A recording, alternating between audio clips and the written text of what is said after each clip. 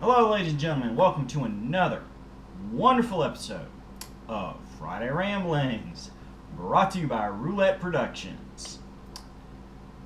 Remember, we are not just a YouTube channel, we are also a website full of wonderful written articles and multiple Twitch stream channels. As both myself and my long-term partner and buddy,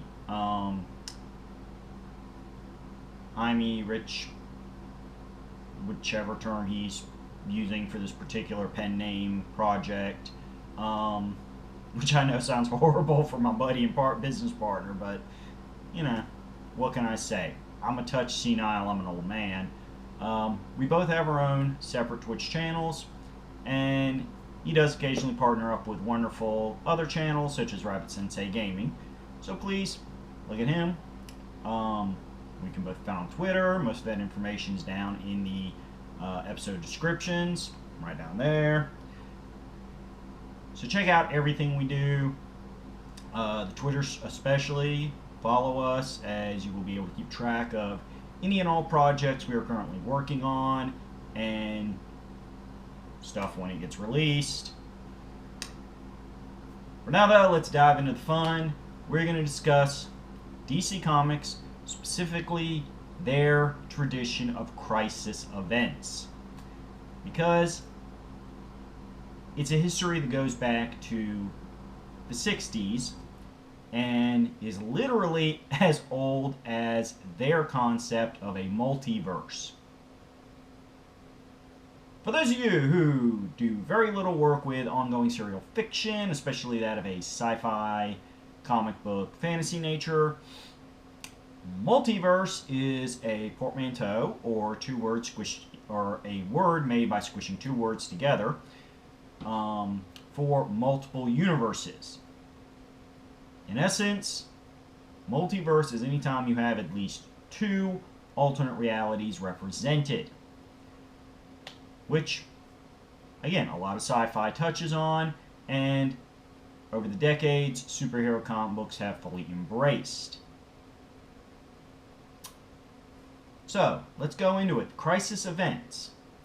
The term crisis event did not exist as of the story that is often considered having served as the prototype, which is Flash of Two Worlds. Flash of Two Worlds featured the Silver Age Flash, and the one you see currently on both live-action movies and TV shows, Barry Allen, meeting the Golden Age Flash, Jay Garrick, when Barry Allen found out how to travel to the alternate reality of Earth 2, which is where the Golden Age heroes resided. Sorry, real quick, I realize not everybody that watches my channel follows DC Comics and knows all the terminology. Golden Age, like in a lot of fiction, refers to the comic books printed during the, and again, I'm using rough time periods here, but 40s and 50s, the original generation of superhero comics. Silver Age would be the ones started in the late 50s, 60s. There was a period post-World War II where superhero comics basically disappeared. There were a few that hung on because they were iconic, such as Superman and Batman, but the comic book industry moved away from superheroes for several years. That's why the Silver Age started out with, by and large, brand new versions of existing superhero identities. Essentially a reboot, a term that really didn't spring up until decades later. And originally, when they started the Silver Age, they just pretended the Golden Age never existed. Everything was a fresh start, except for, as I said, things like Superman and Batman, that they kind of massaged and that they started over, but they didn't make a big fuss announcement over it. It was kind of weird, but people figured it out eventually. So, we're not going to get too deep into that because I would have to do a lot of research.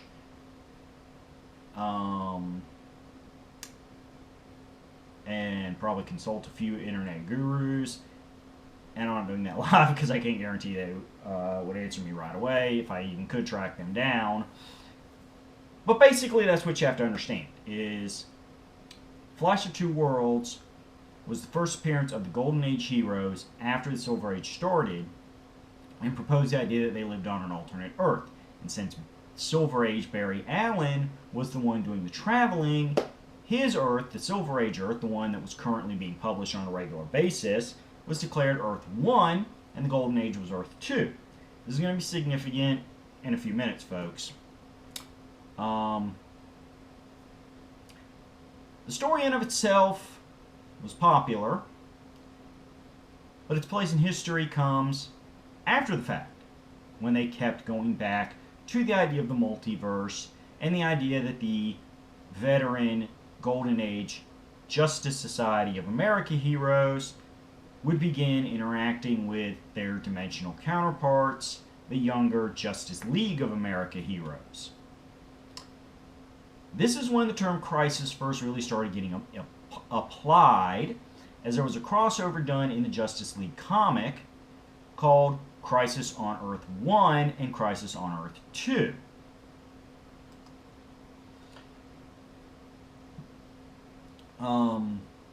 Technically, they had used the term crisis in comics before, but this was the first time these issues were being used as, or this term was being used in issues that were big, hyped up stories. Specifically ones that involved the multiverse. And this was the first story in which the JLA and JSA met as teams. And because this story proved popular, and again, as I said, this started in the 60s. Crisis on Earths 1 and 2 was done in 1963. And even though it was multiversal and multi-team, because there was no Justice Society of America book being published, these issues take place completely within the Justice League of America book, which makes it easy to collect after the fact, especially in trade paperback and omnibus edition, which is about the only way most of us are going to get these issues. Because of the passage of time. Again, 63. So you're looking at 56 years ago. Hey, aren't comics fun? So much history. So, because this story did very well, DC Editorial decided that they were going to begin a yearly tradition of crisis stories.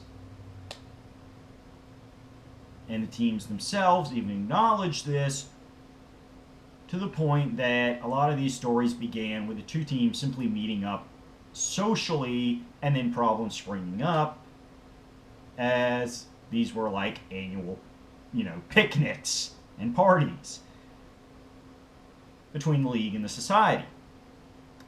However, it didn't always involve just Earth 1 and 2, since they had created other Earths and other books over the years that featured sporadically, or they were part of ongoing books that needed a bit of a sales bump. They used the crisis stories to refer to kind of bring more highlight to these other Earths and these characters. Some of the highlight stories here are Crisis on Earth 3, which Earth 3 is the evil doppelganger, where you have the crime syndicate of America, who has shown up over the decades in various forms. Crisis on Earth A,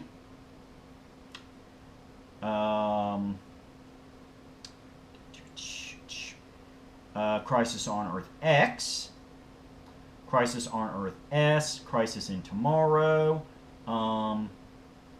Crisis in the 30th Century, which involved the Legion of Superheroes, their team from, as you would suspect for that title, the 30th Century. And again, Legion of Superheroes, wonderful book. It's existed in various formats and continuities. It's had a lot of its own reboots. I can pretty much guarantee that's going to be a future rambling, because explaining the various Legion reboots is a whole episode in and of itself. That's easily 30 minutes, folks.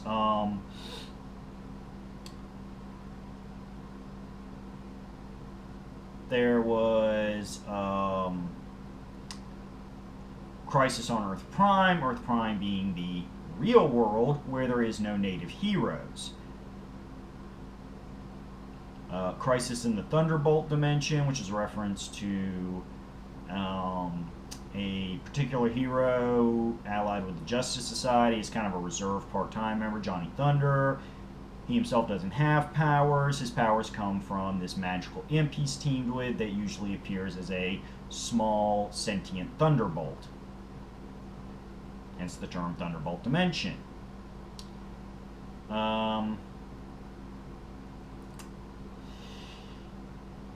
Several years during this, in fact, from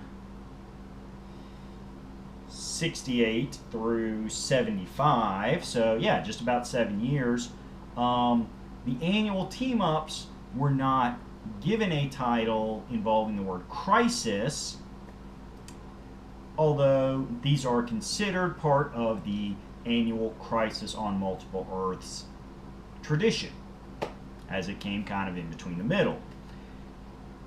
This would all culminate in the first truly big one, the granddaddy of them all when it comes to company-wide crossover events, which themselves have become a basically yearly tradition for both Marvel and DC. Again, that whole thing is another rambling discussion.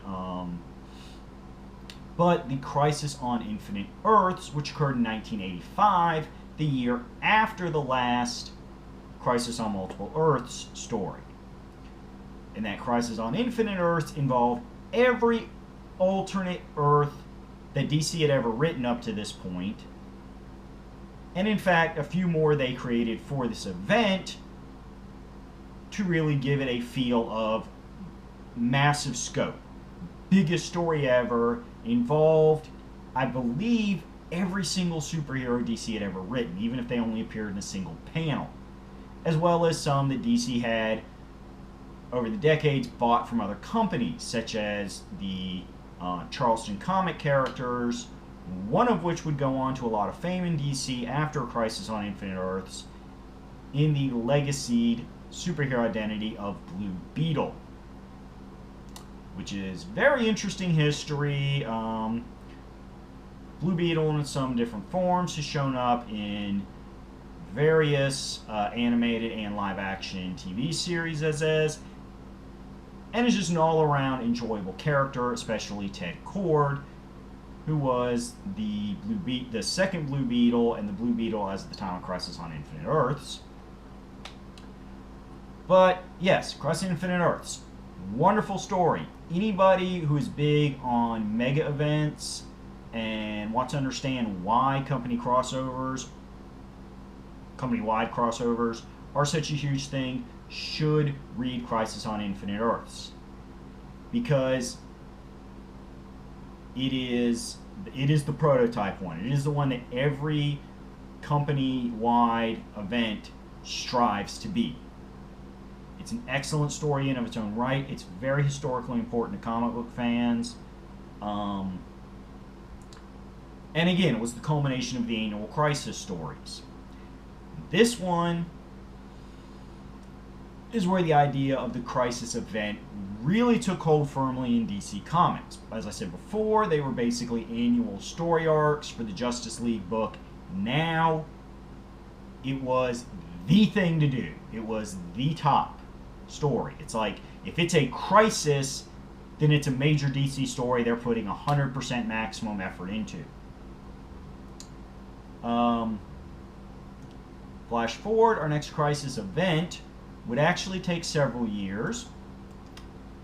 In fact, specifically, it would be 1994, so almost 10 years.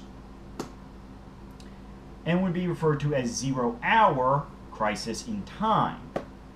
It served as a pseudo-sequel to Crisis on Infinite Earths and tried to, by giving them some time travel, reboot excuses, iron out some of the small wrinkles in continuity that not so much Crisis on Infinite Earths itself, but the aftermath follow-ups for some of the heroes did. So it was a thing. It also tied into the then recent mental breakdown of Hal Jordan, who was revealed as the secret ultimate antagonist of Zero Hour in his mental breakdown villain identity of Parallax. I know eventually they said it wasn't a proper mental breakdown, but Hal Jordan being possessed by this cosmic ancient evil entity thing called Parallax. But when they wrote Zero Hour, it was just Hal Jordan with a mental breakdown, so that's how I'm referring it to this. Because if you go back and read Zero Hour, that's how they're going to treat it. We flash forward again to 2005. So again, about a decade's jump. Good pacing. They had company-wide events in between, but these were generally considered smaller. Didn't involve the multiverse like Infinite Earths and Infinite Earths and Zero Hours did. This, being more of a direct sequel to Infinite Earths, was referred to as Infinite Crisis. Blah! Sorry, that's what happened when 3 sentences get thrown into a blender inside your brain and try to come out as 1 sentence. But yes, Infinite Crisis was the 3rd Crisis event, and served as a more direct sequel to Crisis on Infinite Earths, as the 2 core antagonist villains, setter-offs of the multiversal threat, Alexander Luthor, an alternate reality version of Lex Luthor, and Superboy Prime, an alternate version of Superman from the old Earth Prime that was destroyed in Crisis on Infinite Earths, return from a couple decades of exile, deciding that the sacrifices they made in Crisis of Infinite Earths had not actually been worth it after all, and that the modern heroes had ruined their world, and that they didn't deserve it. And thus Alexander Luthor and Superboy Prime are going to recreate the multiverse from scratch and make better Earths with better heroes. Infinite Crisis is a wonderful story. I prefer it to Zero Hour. A lot of people do.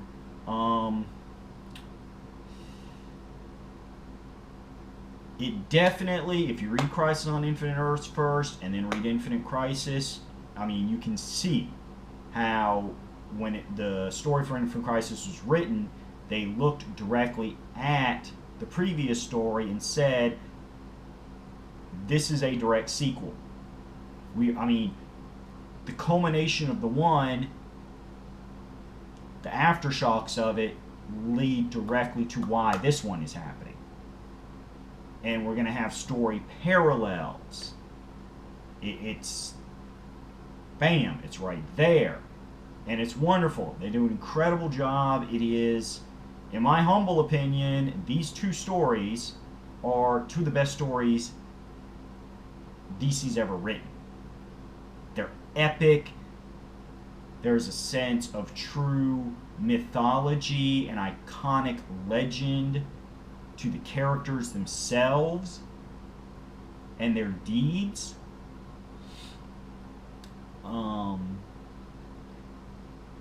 And it's just really well written. There was lead-up books to it. There was tie-in books to the core miniseries for Infinite Crisis. I have nothing personal against Zero Hour, but Zero Hour, if you compare it to Infinite Earth and you compare it to the later Infinite Crisis, it is a 3rd place event. It is not as good. Zero Hour did some interesting things. definitely ushered in the next era of DC Comics storytelling, but it kind of fell short of what it needed to be. Now, after that, we had the last event to be an official Crisis event, in that the word Crisis was in the title. This would be 2008.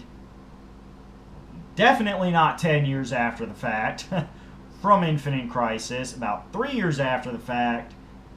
And because as such, it's awkward. Because it's like there was the Infinite Crisis epilogue stuff, then there was about a year of regular storytelling, then they started releasing all these different books that it wasn't really explained very well at the time, but were written with the intent to start directly building up and hyping up the next Crisis event, which was Final Crisis.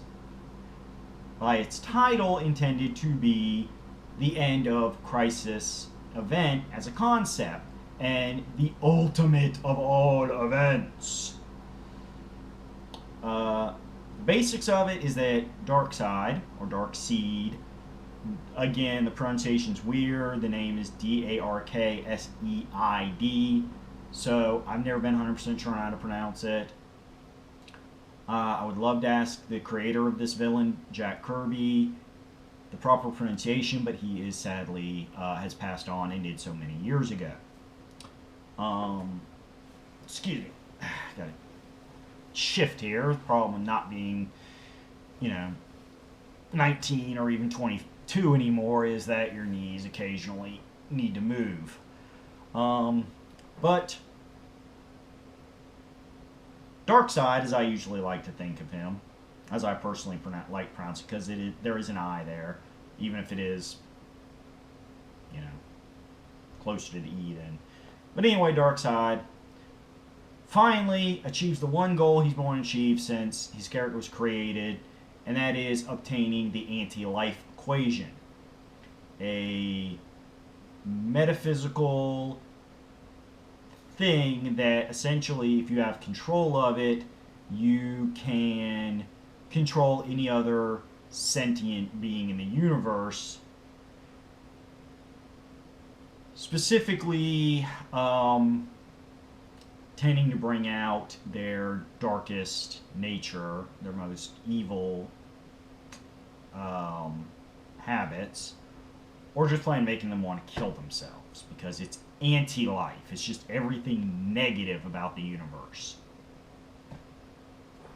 And uses it to try to destroy the universe by wiping out Earth, as Earth is where the vast majority of superpowered beings are located, especially those that have thwarted him in the past, in his smaller schemes and his schemes directly tied into acquiring the complete anti-life equation.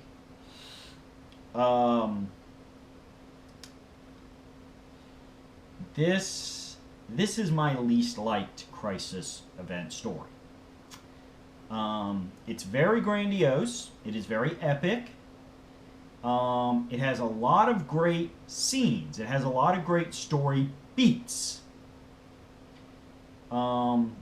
It itself had as I said, had several smaller stories and miniseries that set the stage and hyped up to it. That's all well and good.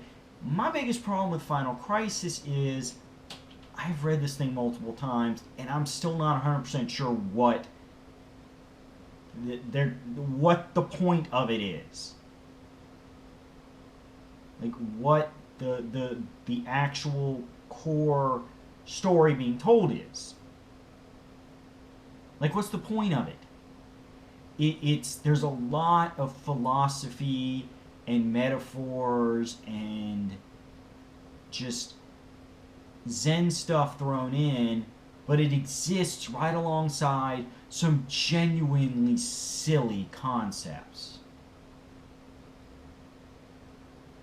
And this is one of those things that I despise about Grant Morrison as a writer, is he'll get very serious, very epic, very philosophical. He'll get to, I mean, just the core of human spirituality and what it means to struggle day to day in life's existence. But at the same time, he loves to embrace the silliest things from the history of comics. Like, he's one of those guys that he looks at the entire history of Superman. He looks at this Golden Age and early Silver Age stuff and brings back things that, after Crisis on Infinite Earths and the first major reboot of continuity, were excised from Superman because they were silly. They were stuff created as one-off solutions. And I'm not even like... You have Superman travel to the time of the Legion of Superheroes that I mentioned earlier, the 30th century. And he finds a miracle machine, which is a machine constructed by mortals that is a one-time ultimate wish machine. It's a one-use genie just created by regular people. Like, how does something that is not an omniscient and omnipotent God create something that gives you a one-time, one-command blast of omnipotent power? Like, it doesn't work. That would be like me constructing a living planet. I mean, and seeding it with sentient life. Like, I don't know how. The human brain is not capable of doing such a thing. But Grant Morrison not only brings this machine to life, but has Superman look at the machine, look at a couple vague blueprints, so he can go back in time to the present where the crisis is going on, reconstruct it. So a 30th century machine he's going to rebuild with 20th century technology, or 21st, because it does take place in 2008. So it would be the 21st century, but still 900 years less technology. And he knows how to build it because he studied the final product and a few blueprints and got it perfect because he has super memory recall. Like, seriously, the thing that modern fans hate the most about reading old Silver Age Superman books, this Deus Ex Machina, I have whatever power I conveniently need for the time, and I will most likely never reference it or use it again, aspect of Superman, Grant Morrison brings back. For no reason except that's the crap he read as a child, and he can't let it go.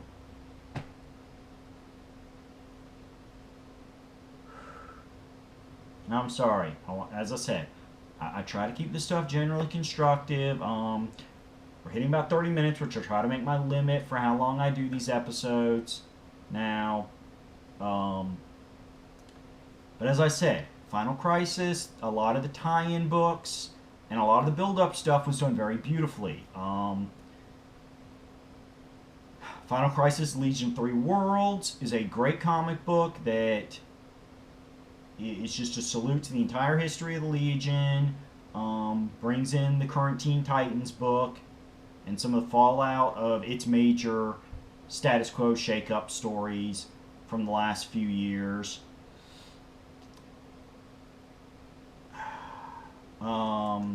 It introduced a lot of new heroes that were really good. The Rogue's Revenge miniseries, which is tying to the Flash stuff, did great at that.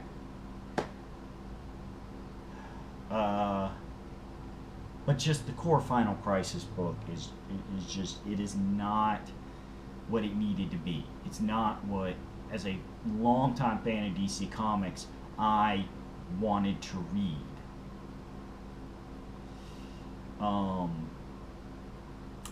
get what Grant Morrison was going for. I'm not saying he's a bad writer, but I feel like he went too deep into his well of what he does to give himself a unique voice, and lost a lot of his audience because of that. Since then, DC has done other events that do not have Crisis in the title, but serve the same kind of multiverse story theme to it. Flashpoint, Convergence, and Dark Knight's Metal. They've used the term Crisis for smaller events that are not everything's broken themed. Identity Crisis and Heroes in Crisis. Identity Crisis is good, but gets kind of dark and is a little real gritty. Heroes in Crisis was just bad. I'm not going to touch it because, as I said, the Final Crisis, a little mini rant there, was as much negativity as I want to put in this video. All these stories you can find in digital format wherever you like to get your digital comics. You can order trade back and omnibus collected versions of them. If you've got the amount of money to buy this stuff in individual books, and you like collecting it like that, certainly the last couple you can do that with. The really old stuff like Crisis on Infinite Earths and Zero Hour are going to be trickier, but hey, it's the age of the internet. You can pull anything off if you got enough time and money and desire.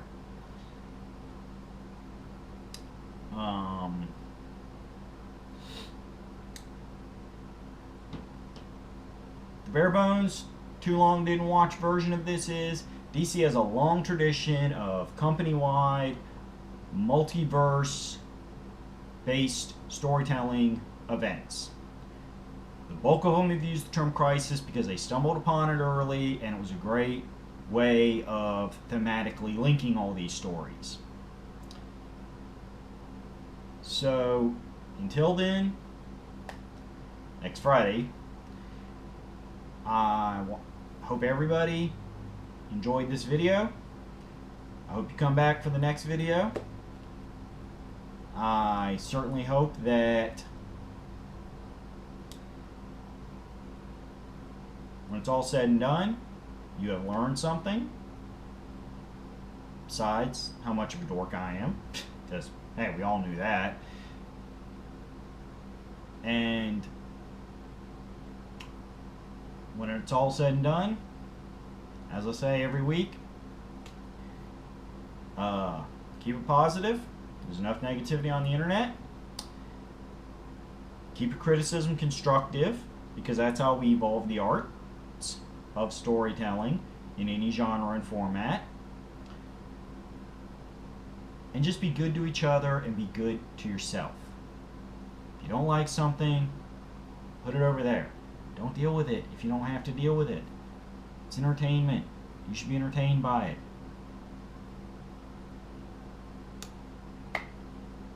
I certainly am very thankful and grateful to all my fans who watch these videos. And I will see you next Friday.